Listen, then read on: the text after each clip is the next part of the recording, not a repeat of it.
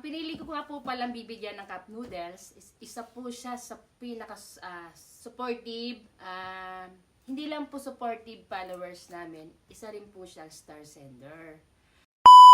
Para po kay sa akin, ang kimuchip ko po kasi, hindi porket meron sila, hindi porket umaangat sila, is iba ko na lang ibibigay. Ang gusto ko po kasi iparamdam sa kanila na yung pasasalamat ko ba.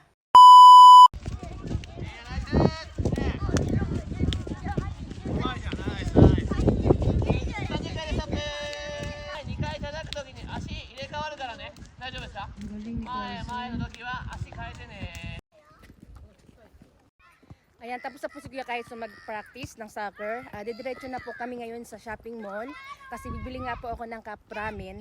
Kasi diba, kung yung mga supportive followers po is nabibigyan namin ng cup ramen at saka konting chocolates, why not pa po diba yung supportive followers na star sender pa.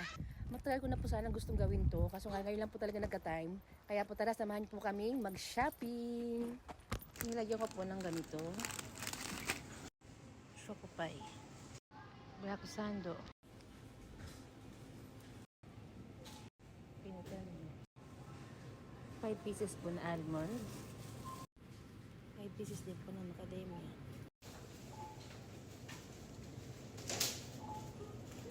Itong ramen is hindi ko po siya binili ng box kasi ganun din po naman. Isang box po is 20 pieces. Kaya ko po siya hindi biniling box kasi gusto ko i-mix yung may ganitong flavor, may ganitong flavor, parang hindi naman po nakakaumay.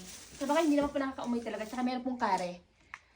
Nilagyan ko po ng 5 pieces na kare para matikman naman nila yung ibang flavor ng cup noodles, di ba?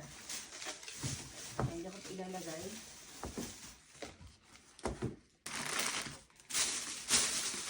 Alam nyo rin po ba, isa po kaya gusto ko magpadala sa star sender natin, kasi solid nga pong followers namin yun.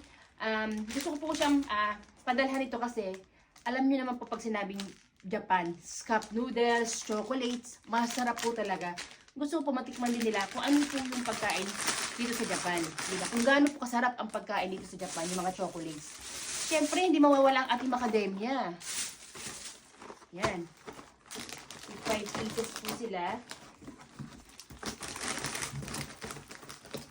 5 pieces po lahat yan. Ang pinili ko nga po palang bibigyan ng cup noodles, isa po siya sa supportive, hindi lang po supportive followers namin, isa rin po siya star sender. Madami pong akong minessage na mga nagbigay ng star sender, pero kalimitan po talaga, ayaw nilang tanggapin. Kasi ang sabi po nila is, ibigay ko na lang daw po sa nangangailangan. Alam ko naman po yun. Kasi bibigyan din naman po natin yung mga followers, yung mga solid din followers, na karapat dapat talagang bigyan. Pero, para po kayo sa akin, ang kimuchip ko po kasi, hindi porket meron sila, hindi porket umaangat sila, is iba ko na lang ibibigay. Ang gusto ko po kasi iparamdam sa kanila na yung pasasalamat ko ba. Sa way na pagbibigay ng cup noodles, ng chocolates, ayun lang po yung naisip kong paraan para magpasalamat sa kanila. Sabi naman po nila na, it's okay, hindi naman kami nag-expect ng kapalit. Sabi niya, bigay mo na lang sa iba. Pero gusto ko po talaga silang pasalamatan. Pero yung talaga po kasi, yung gusto ko talagang pasalamatan is talaga pong karapat dapat talagang bigyan. Kaya pinilit ko po talaga. Sabi ko, konting pasasalamat lang po. Hindi po kayo mayaman hindi po kayo mayaman. Nagtatrabaho lang din po ako, nagpa-part-time. Asawa ko, din siya, nagtatrabaho lang din po. Mga anak ko, nagtatrabaho din para may panggastos po kami, mabili namin yung mga gusto namin. Kaya lang naman po talaga ako bibigay kasi gusto ko talaga magpasalamat. Ayun lang po yung gusto kong i-reason. At syempre, dahil nga po solid followers ko na, star sender ko pa, gusto ko po talaga silang pasalamatan.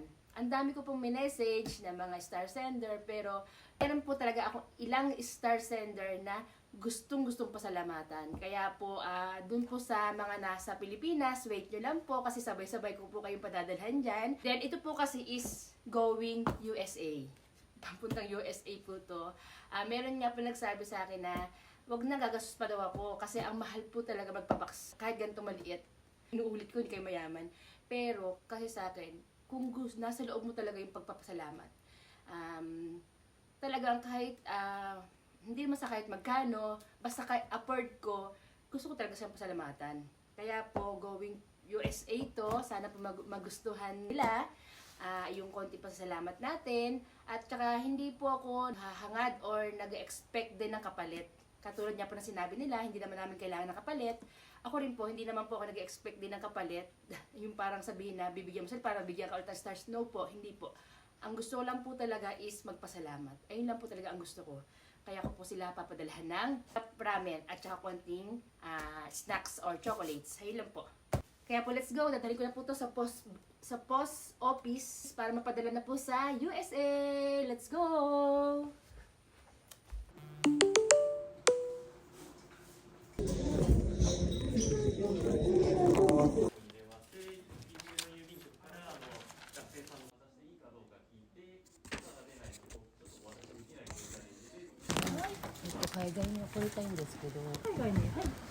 こちらね、今、